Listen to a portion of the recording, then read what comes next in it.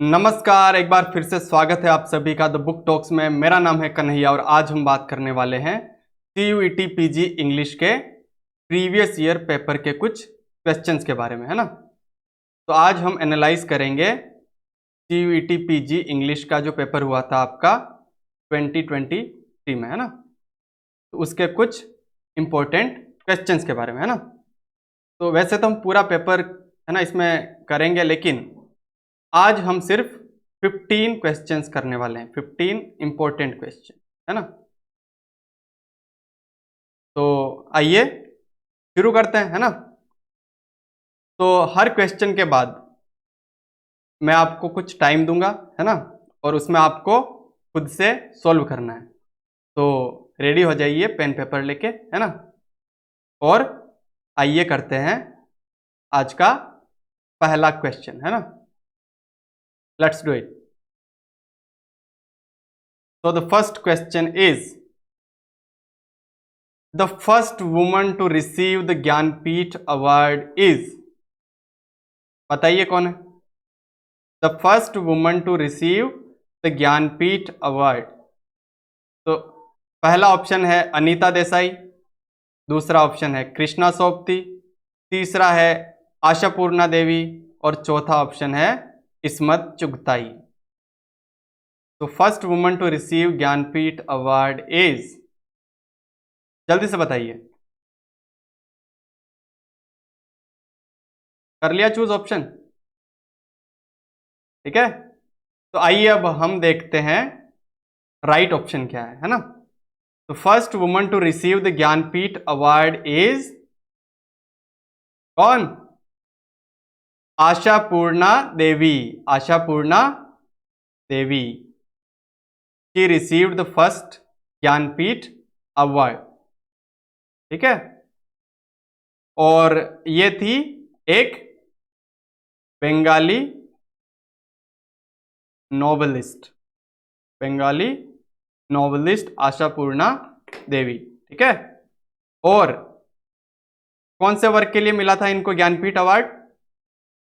तो वर्क था प्रथम प्रतिश्रुति,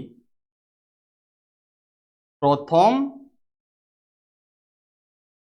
प्रतिश्रुति, जिसका अगर इंग्लिश ट्रांसलेशन करें इस टाइटल का तो वो होगा the first promise, the first promise, है ना, जो कि एक ट्रायोलॉजी का पार्ट था, है ना। याद रहेगा। आगे बढ़े, नेक्स्ट क्वेश्चन, है ना। ऐसे ही करते रहें और कितने आपके क्वेश्चन सही हुए कितने गलत हुए उसके हिसाब से देख लेना कि आपकी तैयारी कैसी है और आपको किस तरीके से तैयार करना है ना।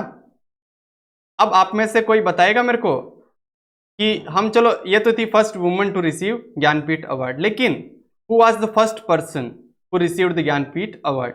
बताओ, who was the first person to receive the Jnanpith award? कौन? तो ये थे अपने जी शंकरा, जी शंकरा कुरुप, ठीक है। ये एक मलयालम राइटर थे और इनको कौन से वर्क के लिए मिला था ज्ञानपीठ अवार्ड? तो वो वर्क था उनका एक पोइट्री कलेक्शन, ओडा कुज्जल, ओडा कुज्जल, ठीक है। इसके लिए इनको पहला ज्ञानपीठ अवार्ड मिला था, जिसका अगर हम इंग्लिश में ट्रांसलेशन देखें टाइटल का तो वो होगा दी बेम्बू फ्लूट। कब आया था ये वर्क? फर्स्ट पब्लिश्ड इन 1950, ठीक है, याद रहेगा। चलिए आगे बढ़ते हैं, है ना। तो देवी और सज्जनों, ये रहा आपकी स्क्रीन पर आज का दूसरा प्रश्न। Who is the speaker of the following line in paradise Lost book first? Paradise lost किसने लिखी थी? जॉन मिल्टन, उनका वर्क था ना। तो who is the speaker of the following line in the Paradise Lost book first? And the line is the mind is its own place and in itself can make a heaven of hell a hell of heaven. तो बताइए किसने बोली थी ये lines? Option number 1 बिलजेबब, दूसरा option Satan, तीसरा option मोल्सिबर, चौथा option Memon. बताइए कौन था इनमें से, किसने ये लाइंस बोली है? कर लिया चूज? 3, 2, 1। ठीक है, तो आइए इससे पहले कि हम इसको सॉल्व करें, इससे पहले कि मैं आपको आंसर बताऊं, मैं पूरा वो वर्स ही पढ़ देता हूं पैराडाइज लोस्ट का, जिससे ये लाइंस ली गई है ना। तो आपको फिर आइडिया रहेगा, आप कभी नहीं भूलोगे कि ये लाइंस किसने बोली और कब बोली है ना। तो बुक फर्स्ट में ही ये लाइंस आती है और मैं पढ़ रहा हूं पूरा वर्स है ना। The mind is its own place and in itself can make a heaven of hell a hell of heaven. What matter where, if I be still the same, and what I should be, all but less than he whom thunder hath made greater. Here at least we shall be free. The Almighty hath not built here for his envy, will not drive us hence. Here we may reign secure, and in my choice to reign is worth ambition, though in hell. Better to reign in hell than serve in heaven. अब आपको idea लग गया होगा, ये पूरा एक ही आदमी का डायलॉग है ना। जो लास्ट लाइन है उससे आपको हिंट मिल रहा होगा, किसने बोली थी कि better to reign in hell than to serve in heaven, है ना, कि हेल में राज्य करना अच्छा है बजाय कि हेवन में सर्व करूं मैं। तो किसने बोली ये लाइंस? Yes, Saturn. तो ये लाइंस किसकी है फिर? क्योंकि पूरा डायलॉग ही इसी का है कि the mind is its own place and in itself can make a heaven of hell a hell of heaven. And last में फिर बोलता है कि better to rule in hell than to serve in heaven. तो अब शायद आप कभी भी नहीं भूलोगे, कहीं भी अगर आपको पूछ लिया कि the mind is its own place and in itself can make a heaven of hell a hell of heaven, then आप याद रखेंगे Paradise Lost book 1 by John Milton. ठीक है, तो आइए कुछ अमेजिंग फैक्ट्स जान लेते हैं हम पहले पैराडाइज लॉस्ट के बारे में, है ना। ये फर्स्ट पब्लिश कब हुई थी? 1667। कितनी बुक्स थी? 10 बुक्स, है ना। 1667 first publication and the poem was divided into 10 books. Okay, और फिर एक एडिशन आता है इसका 1674 में, है ना, 1674 में, जिसके अंदर रीऑर्गेनाइज करा जाता है इसको 12 बुक्स में, है ना। तो आपको डेट दे के पूछ लेना है कि कितनी बुक्स कब थी, है ना। तो अगर 1674 का पूछ रहा है तो paradise lost divided into 12 books, और अगर 1667 फर्स्ट पब्लिकेशन उस टाइम का पूछ ले तो डिवाइडेड इनटू 10 बुक्स, है ना, याद रहेगा। और इसी के साथ अभी देखिए, है ना, जल्दी जल्दी हम कर लेते हैं, जॉन मिल्टन पे जितने भी क्वेश्चन बनते हैं उनको यहीं पे आज क्लियर कर ले, ताकि अगर आप जॉन मिल्टन के बारे में नहीं पढ़ पाओ, है ना, तो भी आपको बाद में बहुत हेल्प मिलेगी इससे, है ना। एग्जाम तो आराम से निकाल लोगे आप।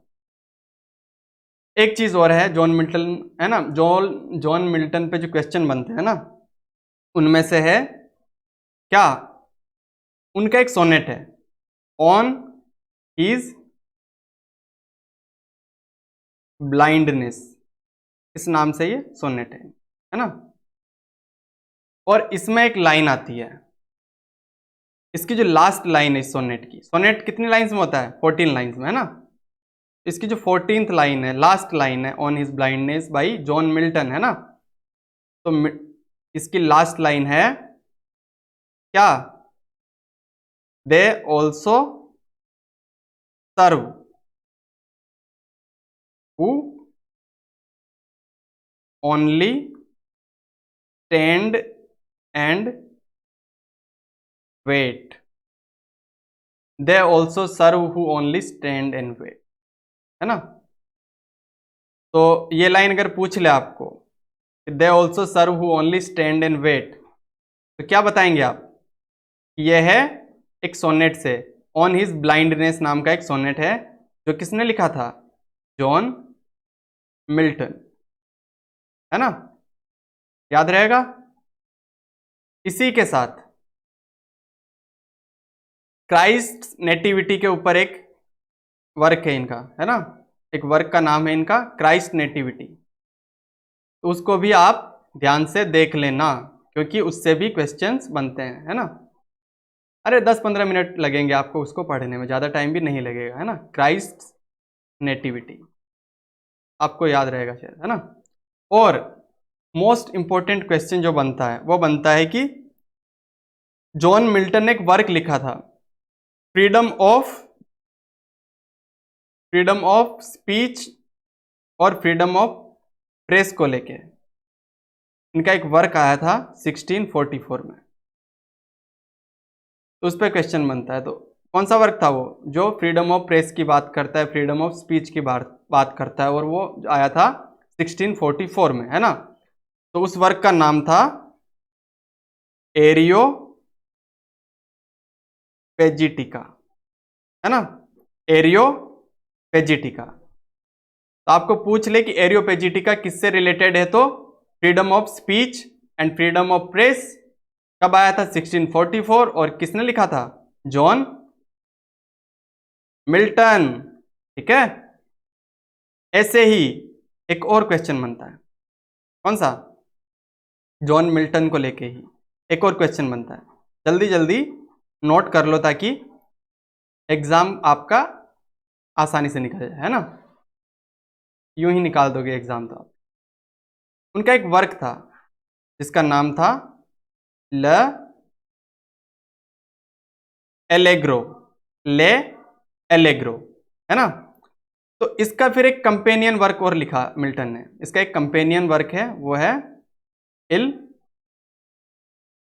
पेंसेरोसो, इल पेंसेरोसो, ठीक है, इल पेंसेरोसो, ऐसे मतलब सेकंड की तरह लिखा होगा, ऐसे सेकंड, मेरे हिसाब से इसको बोलेंगे इल पेंसेरोसो, है ना। तो ये दोनों हमेशा एक साथ आते हैं, इनका नाम एक साथ लिया जाता है, कंपेनियन है ना। ले एलेग्रो का कंपेनियन है कौन सा work? Il Penseroso by John Milton, है ना। ये मोस्ट फ्रिक्वेंटली पूछा जाता है, एक ये वाला और एक एरियोपेजिटिका वाला, तो दोनों का ध्यान रहे, है ना। अब आइए देखते हैं अगला क्वेश्चन, है ना। तो कितने लोगों का सही हुआ वो आप कमेंट्स में बताएं, है ना, कि आपके कितने सही हो रहे हैं। और कोशिश करिए कि आप साथ ही साथ सॉल्व करते रहें ना, कि ए बी जो भी आपने सेलेक्ट करा है ना, ताकि मुझे भी आइडिया रहे कि कितना आपको समझ आ रहा है और किस लेवल पे समझाना है ना, और किस तरह के क्वेश्चंस और लाने चाहिए उसके बारे में भी बताइए, ताकि किस पोर्शन से आप ज़्यादा प्रैक्टिस करना चाहते हैं उसका हमें पता लगे, है ना। तो ये रहा अगला सवाल।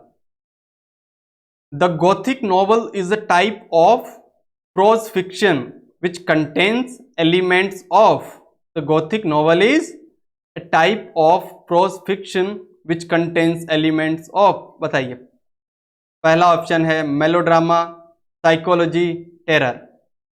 दूसरा option violence, terror and gloom, psychology.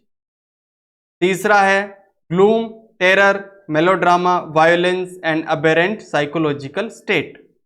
चौथा option psychological states, melodrama, comedy and violence. बताइए जल्दी से। गॉथिक नॉवल पढ़ा है ना आपने, जॉनरा है गॉथिक, जो पढ़ना भी आपको, है ना। जल्दी से बताइए। 3, 2, 1, कर लिया चूज? आए करेक्ट आंसर पे, है ना। कौन सा होगा? Option number 3, gloom and terror. क्योंकि ये एक ग्रोटेस्क होता है, बिल्कुल है ना, ग्रोटेस्क है ना, ग्रोटेस्क। मेलोड्रामा है ना, एग्जैक्ट रियलिज्म वाला काम नहीं है इसमें, है ना, रियलिटी से थोड़ा सा हटके होता है। फिर वायोलेंस, गोथिक है तो वायोलेंस तो होगा ही। एंड अबेरेंट साइकोलॉजिकल स्टेट, यानी कि आपका साइकोलॉजिकल जो स्टेट है वो नॉर्मल नहीं रहता, एबनॉर्मल हो जाता है उसमें, है ना, क्योंकि गॉथिक है। और गॉथिक से ही एक क्वेश्चन और बनता है, वो है जेन ऑस्टेन, जानते हो आप, जेन ऑस्टेन, है ना, उनका एक वर्क था, कौन सा, नॉर्थिंगर एबे, नॉर्थिंगर एबे करके इनका एक वर्क है, जो किसके अंडर में आता है, गॉथिक फिक्शन, है ना। तो वो भी बार बार पूछा जाता है, आप एक बार चेकआउट कर लीजिए।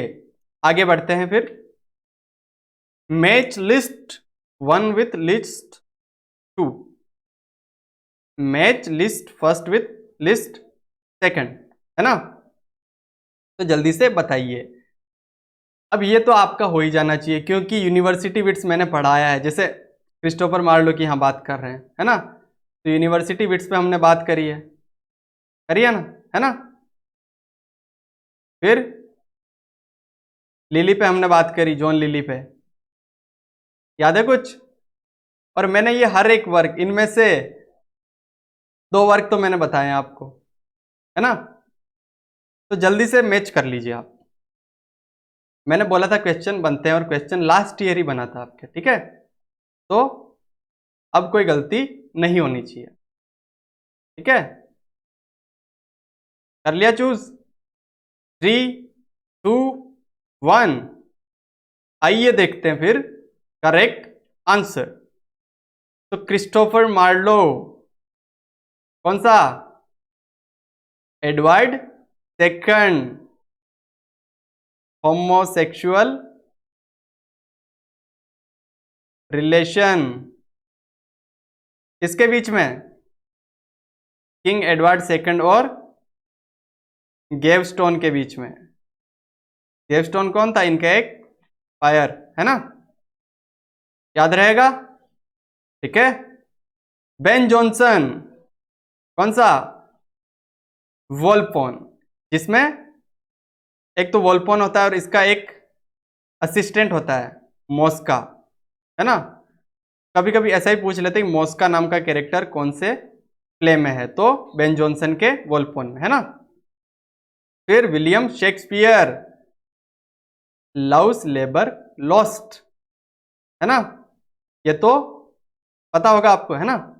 फिर हमने जब जॉन लिली मतलब डिस्कस करा था, तब एक चीज हमने फिगर आउट करी थी, वो क्या थी, जॉन लिली का वर्क है एंडीमियन। वैसे तो एंडीमियन नाम का एक वर्क लिखा है किसने, जॉन कीट्स ने, है ना, जिसकी लाइन शुरू होती है a thing of beauty is Joy for ever, है ना, a thing of beauty is Joy for ever, है ना। लेकिन अगर ऑप्शन में जॉन कीट्स नहीं पूछ रहा है, तो फिर जॉन लिली, इन्होंने भी एंडीमियन नाम का वर्क लिखा है ना। जो एंडीमियन होता है वो लव में होता है, किसके साथ लव में होता है, बताओ, सिंथिया, गॉडेस ऑफ मून, है ना। चलिए आगे बढ़ते हैं फिर, क्लियर है इतना, है ना। अब अगला क्वेश्चन है, ये तो बहुत इजी है यार, बहुत इजी है ना। Which of the following period is known as Jacobean age, बताइए। जिसको पता होगा कि जेकोबियन एज कब आई थी, कौन सी एज के बाद आई थी, वो तो तुरंत बता देगा, है ना। तो जेकोबियन एज कौन सी एज के बाद आती है, बताओ। एक राइटर था जो दोनों ही एज में लिख रहा था, उससे पहले वाली में भी और इसमें भी, कौन, शेक्सपियर। अब बताओ, इससे पहले की एज है एलिजाबेथन पीरियड, है ना। Elizabethan period. तो कब एंड होता है वो? 1603 में। बता दो कौन सा? 1603 टू 1625। 1603 में डेथ होती है क्वीन एलिजाबेथ की। फिर थ्रोन पे आता है किंग जेम्स फर्स्ट, है ना, जेम्स फर्स्ट, है ना, और उसकी डेथ होती है 1625 में। तब तक ये जैकोबियन पीरियड चलता है। ठीक है। जैकोबियन ड्रामा भी पूछा जाता है आपसे, वो भी देख लीजिए, है ना। जैसे शेक्सपियर ने अपना जो कौन सा प्ले, हेमलेट, वो जैकोबियन पीरियड में लिखा था, एलिजाबेथन पीरियड में नहीं लिखा था, है ना। तो ये भी पूछ लेते हैं कभी कभी। अब बहुत इजी सा क्वेश्चन, रट्टा मारने वाला, इसमें कुछ देखना ही नहीं है, कुछ समझना ही नहीं, है ना। कि sir Thomas More's Utopia is a book written in कितने वॉल्यूम्स में? Option 1 single volume, double volume, triple volume, none of the above. बताइए, ये हो सकता है क्या नन ऑफ द अबव? बताओ। चूज कर लिया? 3 2 1। ठीक है, और ये रहा सही जवाब, double volumes, sir Thomas More's Utopia, है ना। और first it was written in Latin. ठीक है, लेटिन में कब लिखी थी? मूर ने जो यूटोपिया लिखी ना अपनी, पहले उसको लिखा था लेटिन लैंग्वेज में 1516 में, है ना। और इंग्लिश ट्रांसलेशन कब हुआ इसका, मतलब इंग्लिश में जब पब्लिश हुई है, कब? 1551। ये भी क्वेश्चन बनता है एग्जाम में कि जो यूटोपिया है वो इंग्लिश में कब पब्लिश हुई फर्स्ट टाइम। तो 1551, लेटिन में 1516, याद रखो, है ना। ये नोट डाउन कर लो, इस पे क्वेश्चन बनता है। ठीक है, इंग्लिश में 1551 में यूटोपिया पब्लिश हुई, लेटिन में 1516 में, है ना। और यूटोपिया का मीनिंग क्या होता है? Utopia means no place, a place that is nowhere, है ना, एक आइडियल प्लेस। और ये एक सोशियो पॉलिटिकल सटायर था, है ना, सोशियो पॉलिटिकल सटायर, याद रहेगा। ठीक है, आगे बढ़े। ये रहा सबसे इजी क्वेश्चन। अगर इसका आंसर आपको नहीं पता तो एक बार CUET PG देने से पहले सोच लीजिए कि आपके लिए ये एग्जाम नहीं है। ठीक है, तो स्कूल का बच्चा भी बता देगा ये तो, कि French revolution took place in, कर लिया चूज? 3 2 1, और ये रहा answer, French revolution took place in 1789। ठीक है, याद रहेगा, नोट कर लो इसको, अगर जिसको याद नहीं है अभी भी, है ना, अभी भी वक्त है, संभल जाओ, है ना। अब है द 100 Years वॉर। किस टाइम पे शुरू हुआ था ये? चौसर के टाइम पे, है ना। किसके बीच में हुआ था? ब्रिटेन और फ्रांस के बीच में। ठीक है, अब आप में से कौन मुझे बताएगा कमेंट्स में कि कौन कौन सी डायनेस्टी ये वॉर में इंक्लूडेड है ना, कौन सा किंग किससे लड़ रहा था, कब कब लड़े, है ना। ठीक है, तो the 100 Years war with France was started in England in, कब? वैसे तो शुरू हुआ था, अगर हमको डेट पूछे ना, तो वैसे तो शुरू हुआ है 1337 और खत्म होता है 1453, लेकिन अब इसमें 1337 कहीं नहीं है ना, तो क्लोजेस्ट कौन सा है? 1338। ठीक है, तो उस पर टिक करेंगे, है ना। चलो आगे बढ़ते हैं फिर, है ना। अगला question, match list 1 with list 2। ठीक है, list first with list 2 match करो। ठीक है, जल्दी से। दिख रहा है ना आपको क्वेश्चन?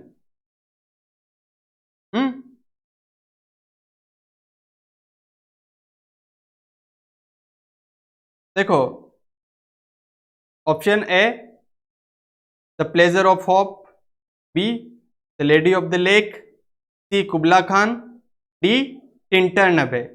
और इधर ऑप्शन आ जाते हैं William Wordsworth, second S T. Coleridge, third Thomas Campbell और फोर्थ सर वॉल्टर स्कॉट। ठीक है, जल्दी जल्दी मैच कर लो जो भी इंफॉर्मेशन आपके पास है उससे, है ना। करें सॉल्व? पहले तो आप अपना वाला नोट डाउन करके रख लो, फिर चेक करना है ना। 3, 2, 1, लेट्स डू इट। तो सबसे इजी कौन सा दिख रहा है? टिंटन एबे। किसने लिखा? विलियम वर्ड्सवर्थ, है ना। एलिमिनेशन से आप करोगे ना, बहुत इजी हो जाएगा ये मैचिंग वाला जो सिस्टम है। फिर एस.टी. कॉलरिज, कुबला खान, है ना, ये इन्होंने बिल्कुल एक ट्रांस स्टेट में, बिल्कुल, है ना, समाधि में जाके लिखी है एक तरीके से, इस तरीके से इनको रियलाइज हुआ है सर। और ये अनफिनिश्ड है, अनफिनिश्ड। ठीक है, ये भी याद रहे। और टिंटरनेबे जो है, इसमें जो स्पीकर है वो किससे बातें कर रहा होता है? डोरोथिया वर्ड्सवर्थ, है ना, डोरोथिया वर्ड्सवर्थ, जो वर्ड्सवर्थ की सिस्टर है। ठीक है, और अब कुबला खान, एस.टी. कॉलरिज, फिर सर वॉल्टर स्कॉट, इनका वर्क है कौन सा? बताओ इन दोनों में से कौन सा है? The lady of the lake, है ना। सर वॉल्टर स्कॉट किसके लिए जाने जाते हैं? हिस्टोरिकल फिक्शन, है ना।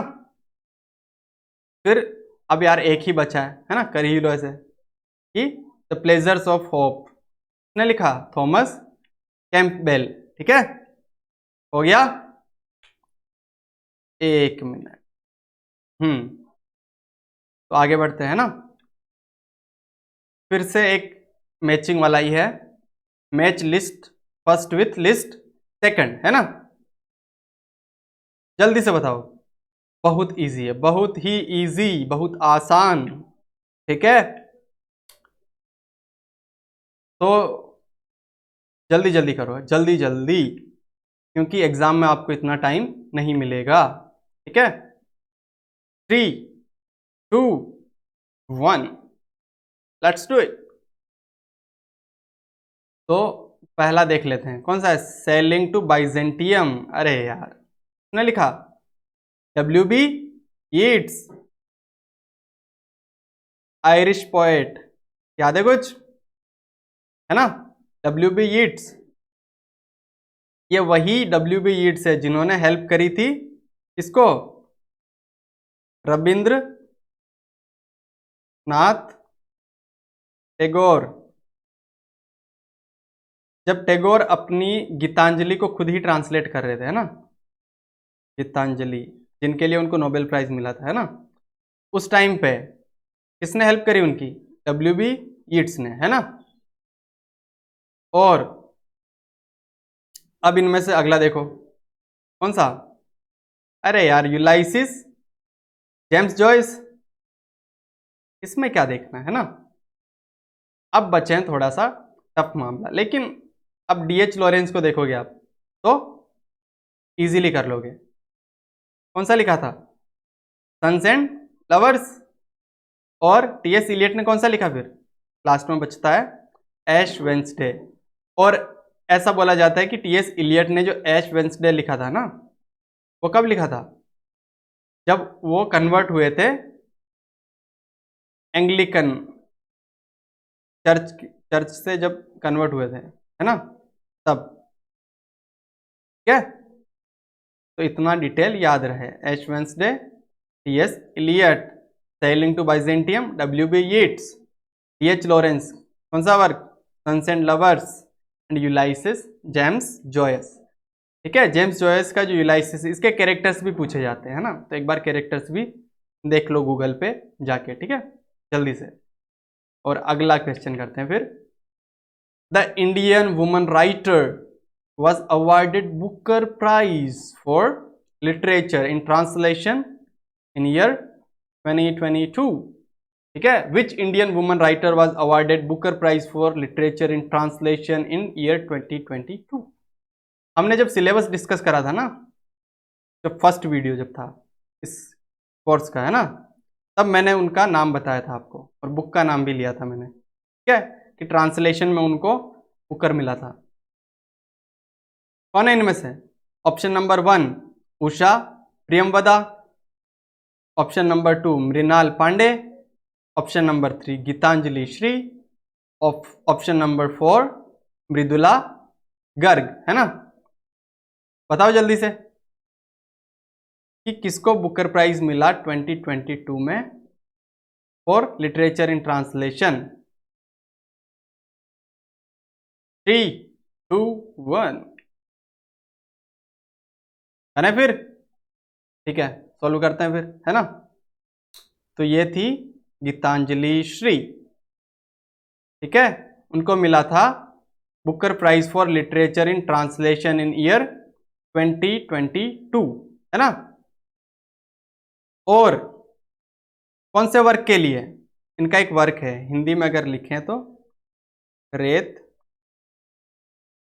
समाधि, है ना, रेत समाधि, रेत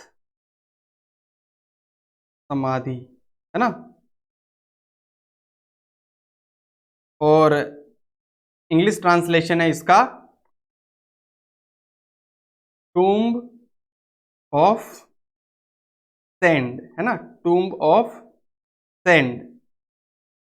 तो इसी इंग्लिश ट्रांसलेशन को टूम्ब ऑफ सेंड को मिला था Booker Prize in translation in year 2022। और किसने ट्रांसलेट किया था इसको? तो ट्रांसलेटर थी डेजी रॉकवेल, है ना। अगर डेजी रॉकवेल के बारे में और जानना हो, है ना, कि उन्होंने कौन कौन से वर्क को ट्रांसलेट किया है ना, एक वर्क और भी है जैसे तमस, है ना, उसको भी इन्होंने ही ट्रांसलेट किया है ना। और दूसरे वर्क्स के बारे में भी जानना हो ना आपको, तो इनका इंस्टा आईडी है @ श्री डेजी, है ना, @ श्री डेजी। जाके उनको चेकआउट करो, है ना, और बता देना कि तुम लोगों ने मेरा लेक्चर देखा है और मैंने तुमको बताया उनके बारे में, है ना, ठीक है। और कोई आपके क्वेश्चन हो तो भी आप उनसे पूछ सकते हैं, बहुत मतलब इजीली आपको जवाब मिल जाएगा, है ना। She is very generous and kind lady, है ना, ठीक है। अगले क्वेश्चन पे बात करें, ठीक है। अगला क्वेश्चन है heat and dust is a novel written by, क्या रटने का है बिल्कुल, अब जिसने लिखी उसी ने लिखी होगी, है ना। तो heat and dust is a novel written by option number 1 E.M. Forster, option 2 Ruth Prawer Jhabvala, option 3 Anita Desai, option 4 Paul Scott. ठीक है, तो जल्दी जल्दी बताइए इनमें से किसने लिखी हीट एंड डस्ट, है ना। ठीक है, 3, 2, 1, ठीक है, लेट्स डू इट। किसने लिखी हीट एंड डस्ट नाम की नॉवेल, किसने लिखी? तो करेक्ट आंसर है ऑप्शन नंबर 2 रुथ प्रावर जाब्राला। ठीक है, नोट डाउन कर लो इसको, ठीक है, रट लो, यही किया भी जा सकता है ना। Next question, in which form was Spenser's Amoretti was written, ठीक है। Option 1 elegy, option 2 sonnet, option 3 hymn, option 4 ballad, option 4 ballad. तो जल्दी से बताइए अब कि एडमंड स्पेंसर का जो एमोरेटी है वो कौन सी फॉर्म में लिखा गया था। 3 2 1, ठीक है, कर लिया choose. Correct answer sonnet, sonnet है ना। तो एडमंड स्पेंसर का एमोरेटी नाम का जो वर्क है वो लिखा गया था सोनेट फॉर्म में, है ना। और एडमंड स्पेंसर को ही क्या बोला जाता है, poets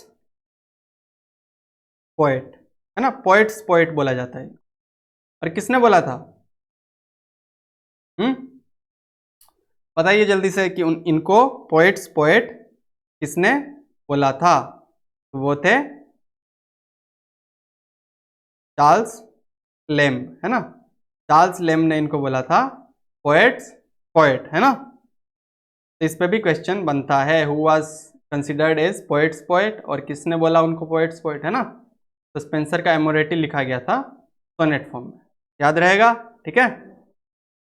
next question, John Donne कौन है ये, मेटाफिजिकल पोएट, है ना। जॉन डन मेटाफिजिकल पोएट, है ना। तो John Donne is the greatest of all metaphysical poets, who said, किसने कहा कि John Donne is the greatest of all metaphysical poets. Option number 1 John lily, option 2 John Milton, option 3 John Dryden, option 4 John Keats, ठीक है।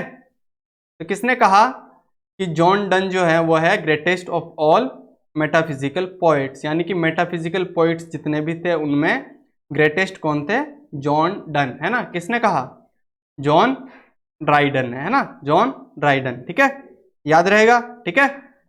आगे बढ़े, ये रहा अगला question, who amongst the following has been awarded with the Nobel Prize for literature in 2022, ठीक है।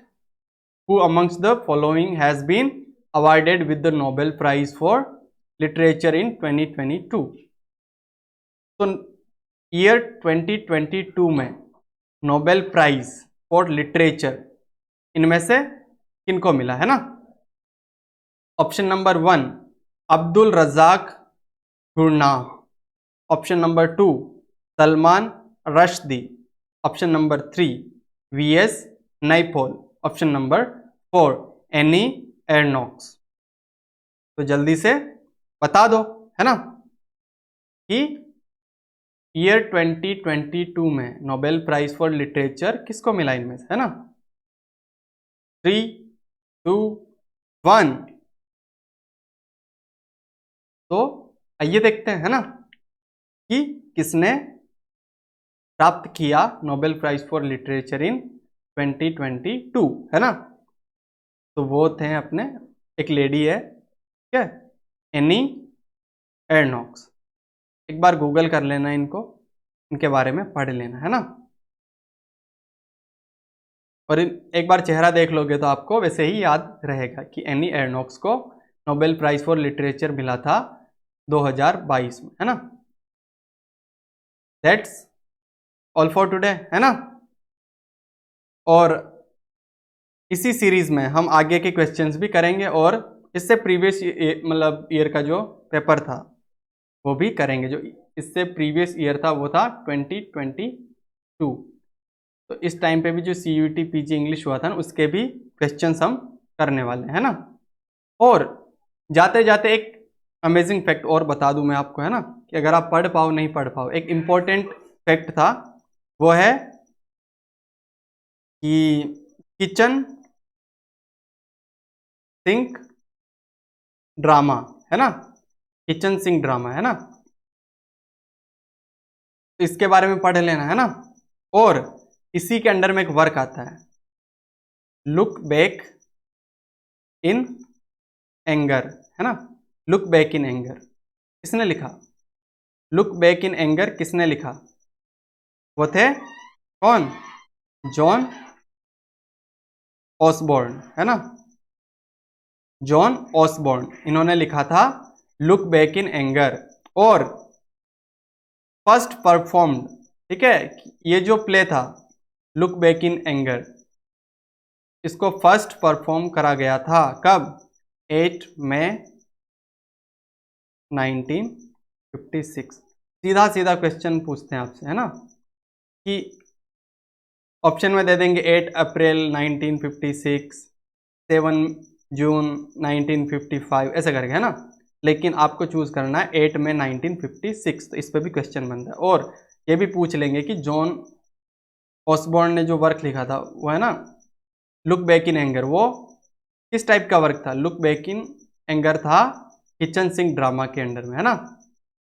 इसी से शुरुआत होती है एक और, एंग्री यंग मैन मूवमेंट जो है, एंग्री यंग मैन मूवमेंट, है ना। तो अमिताभ बच्चन को बोला जाता है एंग्री यंग मैन, है ना। तो वो जो कैरेक्टर है जिस टाइप का होता है एंग्री यंग मैन, वो शुरू होता है लुक बैक इन एंगर में, है ना, जॉन ऑसबॉर्न का एक वर्क है ना। तो that's all for today, take care, है ना। और आई होप कि आपकी तैयारी अच्छे से चल रही होगी, है ना।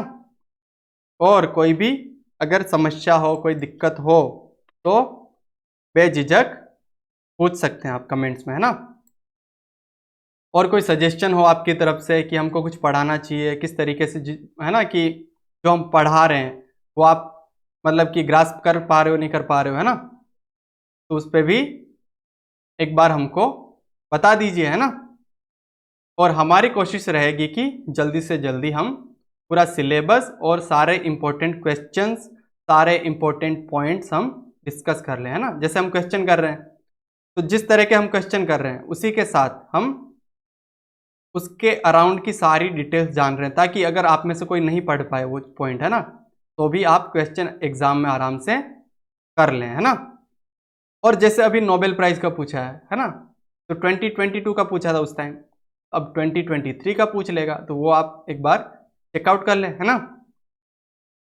थैंक यू, है ना, एंड ऑल द बेस्ट, ठीक है।